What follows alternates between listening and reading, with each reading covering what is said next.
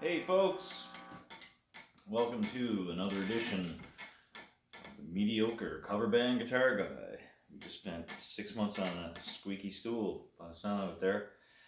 You might also remember me from such Canadian classic heritage TV shows like The Beachcombers, where I was Bruno Gerussi's chest hair stand-in. Apparently he didn't like doing his own stunts, and every time he had to wear a button-up that was open so far, he didn't like to show off his hairy chest, so I'd fill in for his welcome mat. Anyway, enough of that. How's it going? It's a beautiful Saturday out there again. It's been, besides like the whole COVID-19 thing, we've had some great weather here in Newfoundland, I gotta say. So today, I'm going to talk at you about bad gigging and bad gigs.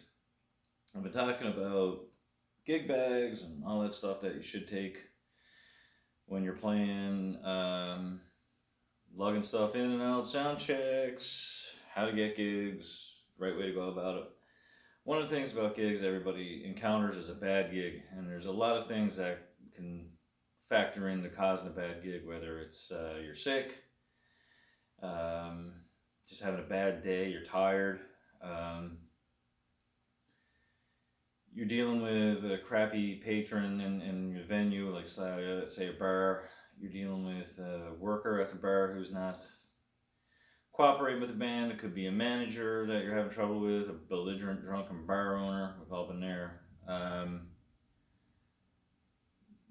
And gear crapping out is another thing that can cause a gig not to go as you envisioned it was going to go all day long.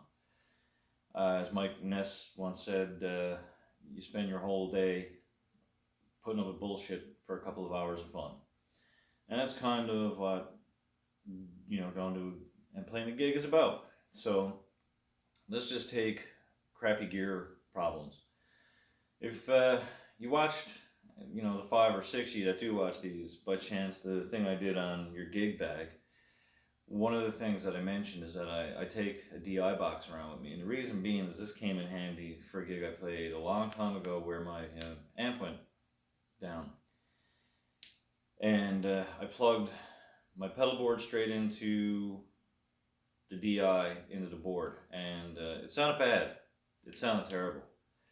But it got me through the gig, and we managed to play it. And the people dancing really didn't go, wow, his tone's way off or anything like that. They just didn't pick up on it because they were drunk, which was cool.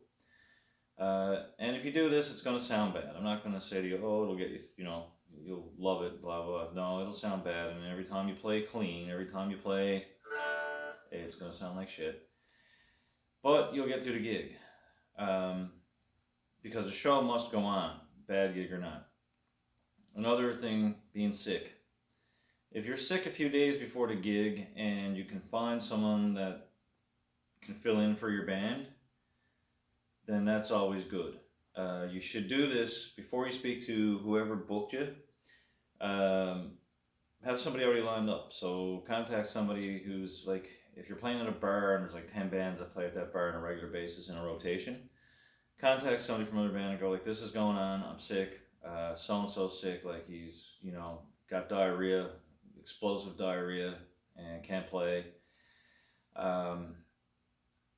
Would you guys mind switching a weekend with us, and we'll do the, whatever. And sometimes people are willing to help you out, and then you go to the person that booked you and say, okay, well, we can't do the gig, but we went and did the footwork and got someone who's on the rotation and can fill in.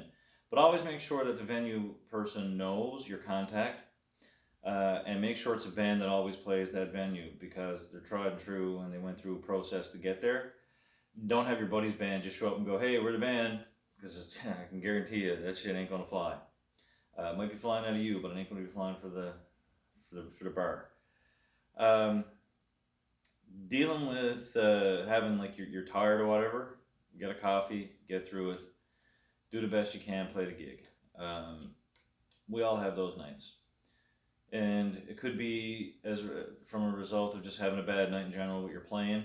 I've had nights where my strings have felt like they were 10 feet off the fretboard, or I couldn't remember anything. And you got to get that out of your head because that's where it lives and it goes in there and it doesn't come out. As Homer Simpson said, "You all live right here. I live right here." You got to live where the mistakes or the bad playing or just can't get it. You got to rise above it or go below it, wherever. You can't let it dictate your night. We had an incident there. I had an incident there a few weeks ago playing Jesse's Girl, and remember the first half solo, and then I remembered why we should rehearse more. We couldn't because like of COVID-19. I know there were a lot of bubble restrictions. I got to the second half and totally blanked, and I couldn't even get back in. I couldn't even play like gibberish in key because I just blanked out. And the sound man's had the best analogy ever, and he said it was like somebody was waiting for a ride.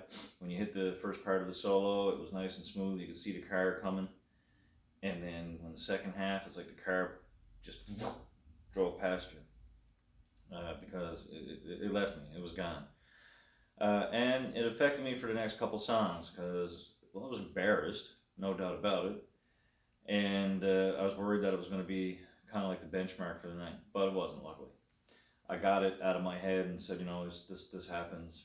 Can't live for that moment. You got to live for the rest of the moments that build up the rest of the night. So don't worry about mistakes. They happen.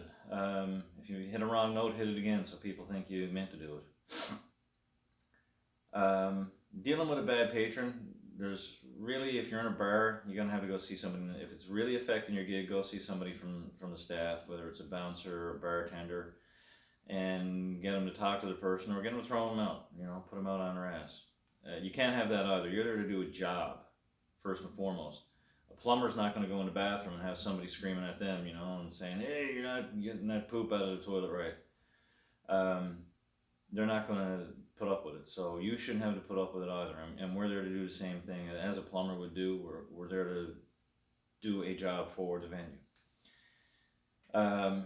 If you're dealing with a bad person that works in the bar, you can either talk to them and find out what you did to piss them off, or wherever you're playing, and try to work around it, or ignore them and go on and play. Rise above that one big time. If you've got a belligerent, drunken bar owner who's threatening you and saying he's going to get another band in to play for you, which he's not, you got a choice. You can play the gig or you can leave. But this is where your professionalism comes into question. If you walk out on a gig because you're just having words with somebody, only one side of that story is going to get out. And anybody, especially now with the way that our little scene is going, people are going to drag the worst side of the story around. They're not going to say, well, I heard that he was doing this or that. I heard they wouldn't play the gig. They were too good for the venue. People like to talk, and so you got to make a decision. But for me personally, I would say play the gig. You don't have to deal with that person after and you can walk away, but at least you did your job, and at least they can't say that you didn't do what you were supposed to do and you didn't do what you said you were going to do.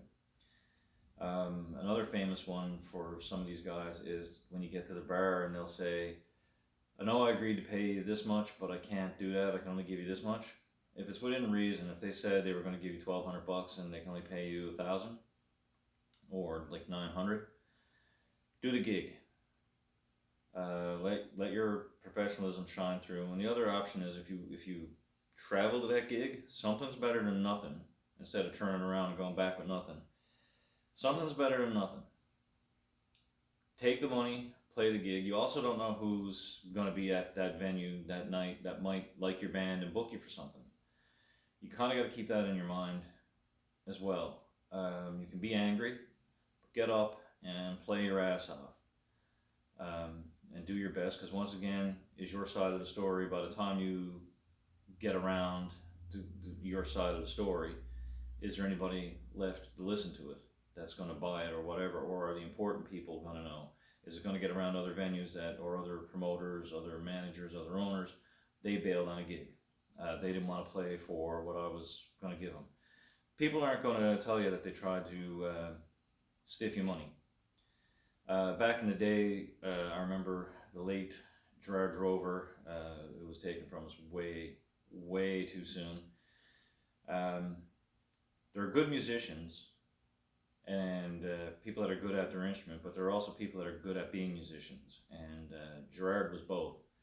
And he told me that if they signed on anywhere to play more than once, if it wasn't a one-off gig, there was a person in their band who actually had a contract and would say, we're playing these dates and we're playing for this money. A little bit different this day and age, because we have everybody has a computer phone, so you can have it on an email or a text, have something in writing to go back to that person and go, I got it right here. This is your phone number, this is your text, or this is your email address, this is what you wrote. And they can't really dispute it at that point. So, you know, cover your ass on that one and have something kind of in writing there. Because once again, only one side of the story is going to come out. If you go off in a huff and you leave, once again, that's you know, you're going to be angry. I don't like when that happens, and somebody tried to do that with us once, and it kind of makes you go, well, I don't, you know, and luckily we had written proof that, no, this is what we agreed to play for. You can be angry and not like it, but do the gig, and you don't have to ever talk to that person again. And if you got friends that say to you, you know, hey, we got a gig down, or you can warn them and say this might actually happen. So it happened to us. You don't need to go run, you know, bad mouthing. Once again, I've talked about it a million times on these things. Bad mouthing doesn't always work. Sometimes shit comes back and rolls into you, and it makes you look bad. So you might need to take the higher road to be the bigger person, and play the gig. If you're playing a venue and there's only like a handful of people there, still give it your all. Don't swear in the microphone all night long because you got 3 people there, because one of those 3 people might be getting married and they might want to book a band, or they might have a corporate event coming, they might want to book a band, they might own a bar and want to book a band. That's always the case. And your professionalism will speak volumes for you if you do it right. Anyway, guys, that's it for me. Have a great weekend. Keep an eye out for those live streams and anybody playing live. I know Sticks and Stones are playing at the Martini Bar.